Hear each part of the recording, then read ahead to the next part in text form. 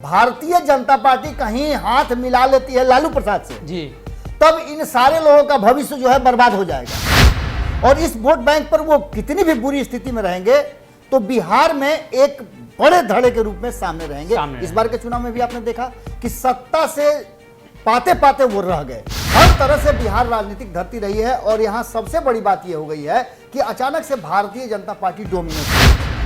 एक ही बात के लिए बैठक है कि नीतीश कुमार ने जो स्टेप लिया है, 2-3 स्टेप जो लिया है, पहला स्टेप उनका था एलजेपी को विखंडित करना जी, जिसमें कहीं ना कहीं मुख्य रूप से हो या जिस रूप से भी हो, नाम कहीं ना कहीं भारतीय जनता पार्टी का आ रहा था, उसकी बदनामी हो रही थी। जी।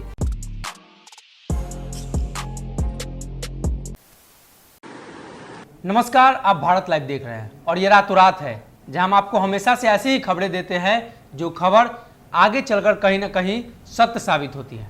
आज भी हमारे पास एक खबर है जो बिहार की राजनीति से जुड़ी हुई है। आपको पता होगा, कोई भी स्कूल में जब छात्र पढ़ते हैं तो कोई छात्र फर्स्ट आता है, कोई सेकंड आता है, कोई फेल कर जाता है। लेकिन बिहार की राजनीति की एक पाठशाला है जो जयप्रकाश नारायण ने शुरू की थी और उनके साथ में पढ़े जितने भी छात्र उनके शिष्य रहे, सभी बिहार के शीर्ष तक पहुंचे। हम बात कर रहे हैं लालू प्रसाद यादव की, नीतीश कुमार की। ये दोनों जयप्रकाश नारायण के स्कूल से निकले हुए हैं, उनके द्वारा पढ़ाए गए छात्र हैं और ये छात्र बिहार की राजनीति में नाम किए। दोनों मुख्यमंत्री रहे और दोनों कई बार साथ आए तो कई बार अलग हुए। फिर से एक बार दोनों अलग है और फिर से ये चर्चा है कि ये दोनों एक बार साथ आ सकते हैं। कैसे आ सकते हैं, क्यों आ सकते हैं, सारी चर्चा हम बाबा से करेंगे। बाबा, ये दोनों लोग चर्चाएं हैं कि फिर से साथ आ सकते हैं। सबसे पहले तो जो सूत्र है जी, आपने शुरुआत किया कि पाठशाला की, तो मैं बता दूं कि कोई भी हिसाब जी आप बनाने जब जाइएगा तो उससे पहले फार्मूला है जी, फार्मूला उस है। फार्मूले पर रखिएगा तो हिसाब अपने आप सॉल्व हो जाता है, आंसर आपको पता चल जाता है। वरना आप यूं ही करते रहिएगा, कोई आपको आंसर नहीं मिलने वाला है। प्लस माइनस जो चिन्ह है वो आपको पता चलना चाहिए, कहाँ प्लस करना है, कहाँ माइनस करना है, ये सारा चीज़ है। देखिए, बिहार की राजनीति में एक ऐसे दौर से बिहार गुजर रहा है जी, जहां कहा यह जाता है कि बिहार राजनीति की जननी रही है, यहाँ पहला लोकतंत्र का स्थापना हुआ जी था। और आप तो उसी क्षेत्र से आते भी जी जी, तो बेहतर ढंग से आप समझ सकते हैं कि जो लोकतंत्र की जननी रही हो उसको पीछे करके जी, और कोई ये कहे कि नहीं मैं चाणक्य हूं जी, क्योंकि चाणक्य की भी उत्पत्ति यहीं हुई थी जी, तो हर तरह से बिहार राजनीतिक धरती रही है और यहां सबसे बड़ी बात यह हो गई है कि अचानक से भारतीय जनता पार्टी डोमिनेट करने लगी है जी। भारतीय जनता पार्टी डोमिनेट कर रही है, उसके पीछे के कई कारण हैं। सबसे पहला कारण तो यह है कि नीतीश कुमार ने भारतीय जनता पार्टी को इतना ज्यादा प्रश्रय दे दिया जी, पीठ पर लेकर के ढो लिया, जिससे कि उसे इतना सामर्थ्य हो गया, उतना समझ गई भारतीय जनता पार्टी कि अब नीतीश के बिना ही हम चल सकते हैं। जैसे आप बच्चे को आप उंगली पकड़ के चलना सिखाते हैं, पहले गुड़ुक के चलता है, फिर आप उसको धीरे धीरे डेगा पाही दिलवाते हैं जी, और उसके बाद वो खुद चलने लगता है तो आप दौड़ के पकड़ने जाते हैं कहीं गिर न जाए, लेकिन वो चलना सीख जाता है। तब बिल्कुल इसी तरह की राजनीति हो रही है और नीतीश कुमार को इस बात का भीतर ही भीतर डर और भय होने लगा है कि कहीं ऐसा ना हो कि मेरे जीते जी मेरी सियासत लालू प्रसाद से भी खराब हो जाए जी, क्योंकि लालू प्रसाद के पास एक वोट बैंक था, लालू प्रसाद के पास एक वोट बैंक था जो वोट बैंक 30% का है और इस वोट बैंक पर वो कितनी भी बुरी स्थिति में रहेंगे तो बिहार में एक बड़े धड़े के रूप में सामने रहेंगे। इस बार के चुनाव में भी आपने देखा कि सत्ता से पाते पाते वो रह गए। लालू प्रसाद नहीं थे जी, लेकिन उनके द्वारा स्थापित किया गया राजनीतिक दल, लोग, उनके समर्थक, उनके कार्यकर्ता, उनके पदाधिकारी, वो सारे उतना ही जोश खरोश से लग रहे थे जी। कुछ लोगों की बात मैं छोड़ के कह रहा हूं जी। अगर बाबा बात करें तो लालू प्रसाद यादव की अगर आप बात कर रहे हैं तो हमें लगता है कि लालू प्रसाद यादव इतने उम्र के बाद और पार्टी और कार्यकर्ताओं पर इतनी पकड़ रखे हुए हैं, अभी भारत की राजनीति में इस प्रकार के कोई भी व्यक्ति नहीं है इस एज के, इस उम्र के बाद राजनीति में इतनी पकड़ रखने वाले। नहीं, ऐसी बात नहीं कह सकते हैं जी। बहुत सारे नेता हैं जो आज भी जी इस देश और अलग राज्यों में अपना वर्चस्व बनाए हुए हैं।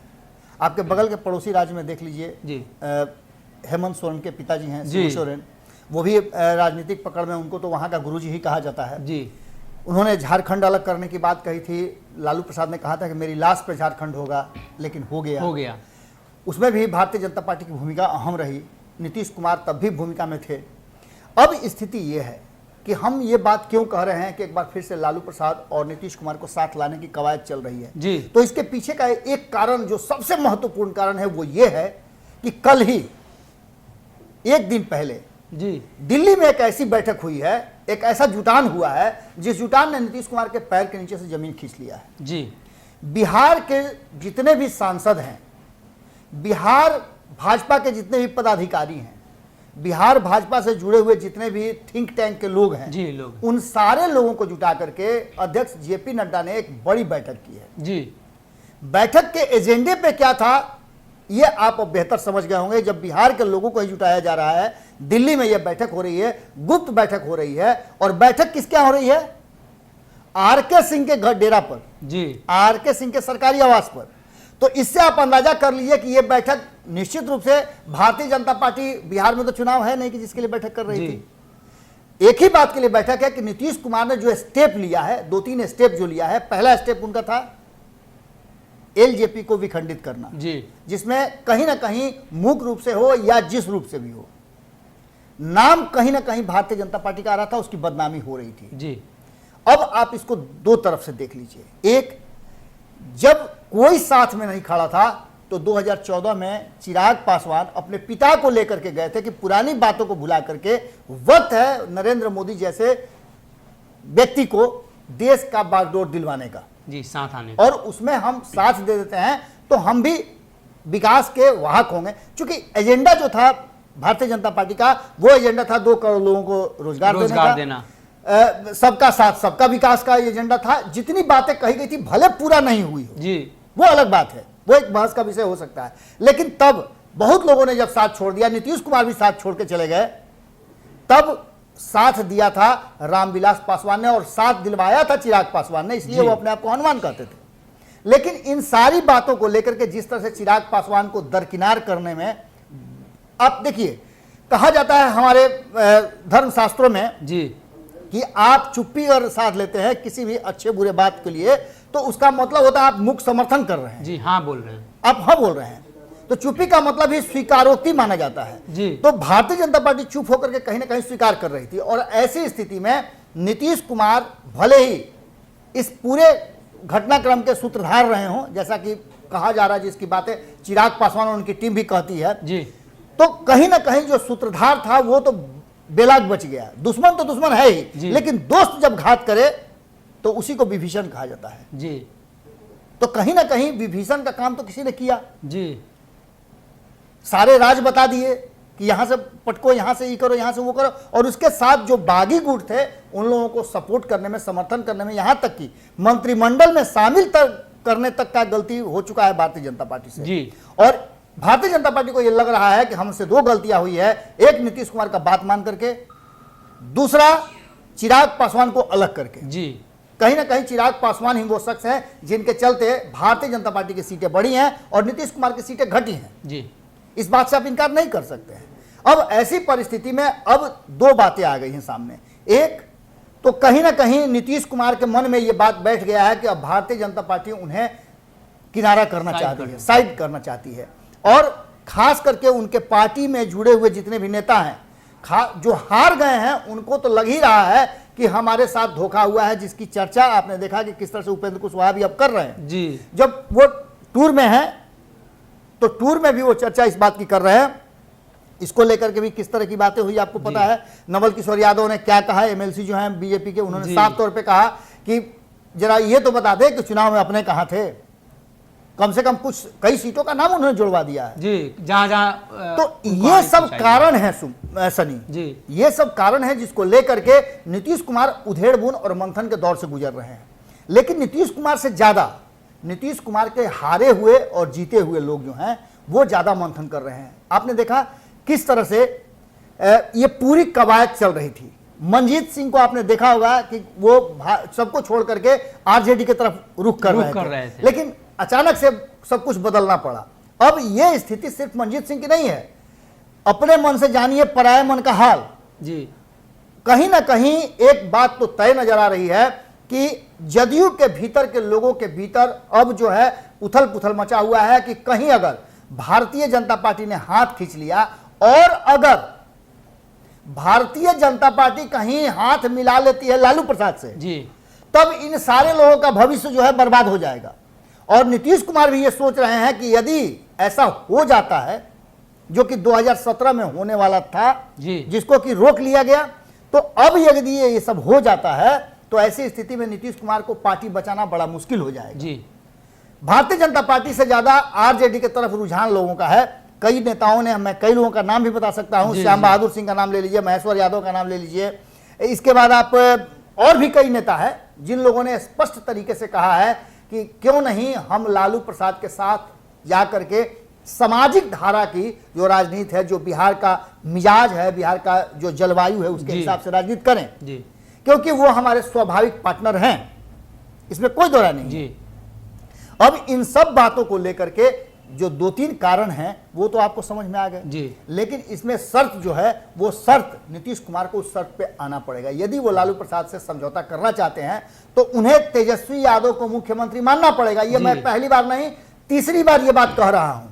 इसके अलावा उनके पास कोई रास्ता नहीं है। जी। अपनी पार्टी को और अपना सम्मान दोनों बचाने के लिए उनके पास एक अवसर है, और इसके लिए नीतीश कुमार के लिए क्या प्लान रचा गया है, क्या प्लान जो होगा आगे होगा, इसकी पूरी पटकथा जो है वो कहीं ना कहीं प्रशांत किशोर के माध्यम से रच दी गई है। जी, ऐसी स्थिति में नीतीश कुमार को डिसीजन लेना है और नीतीश कुमार और लालू प्रसाद को फिर से एक साथ लाने की पूरी तैयारी जो है दोनों खेमे के लोग कर रहे हैं, और ये चाहते हैं कि एक बार फिर से भारतीय जनता पार्टी को बाहर कर दिया जाए। लेकिन शर्त नीतीश कुमार का नहीं होगा, जी। शर्त लालू प्रसाद वाला का होगा। और खास करके एक और बहुत महत्वपूर्ण बात है कि 2 ऐसे दल हैं जो महागठबंधन में हैं, वो नहीं चाहते हैं कि किसी भी हाल में भारतीय जनता पार्टी और आरजेडी का गठबंधन हो। जी, अब इसमें बहुत सारे लोग हो गए। एक तो जदयू नहीं चाहती है कि दोनों का गठबंधन हो जाए, जी, इसलिए कि उसमें किसी की जरूरत नहीं पड़ जाएगी।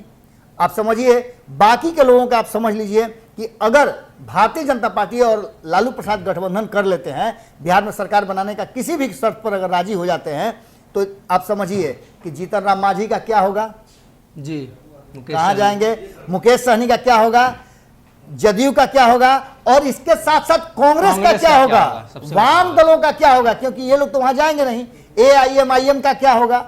ये सारे लोग हाथ गोड़ जोड़ करके चाह रहे हैं कि नीतीश कुमार और लालू प्रसाद में गठबंधन हो जाए। भारतीय जनता पार्टी को अकेले बाहर करना होगा। अगर भारतीय जनता पार्टी आरजेडी के साथ आ जाती है तो कई लोगों को बाहर होना होगा। जी, ये बहुत बड़ा कारण है, और इसी के लिए उधेड़ बुन चल रहा है। और आप देख लीजिएगा कि ये सत्र समाप्त होते होते कुछ पॉजिटिव रिजल्ट आपके सामने आ जाएगा। जी।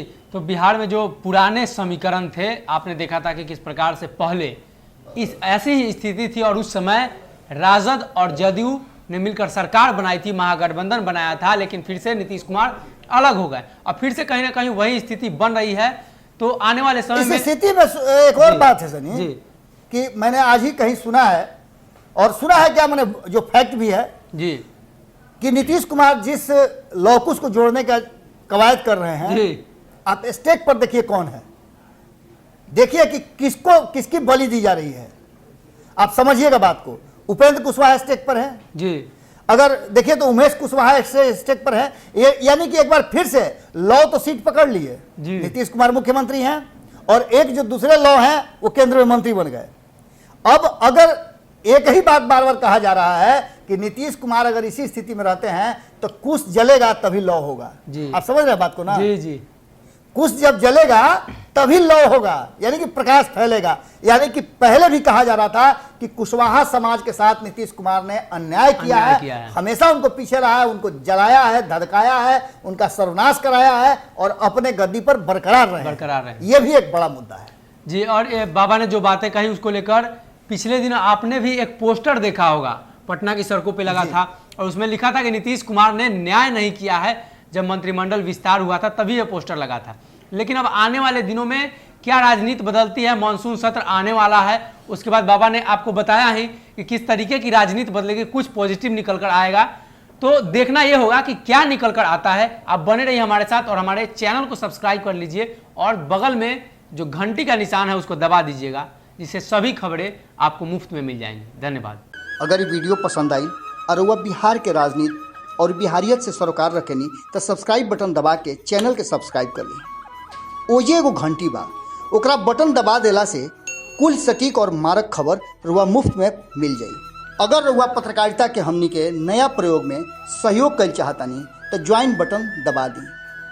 पेटीएम नंबर नोट कर ली 9386816700। धन्यवाद।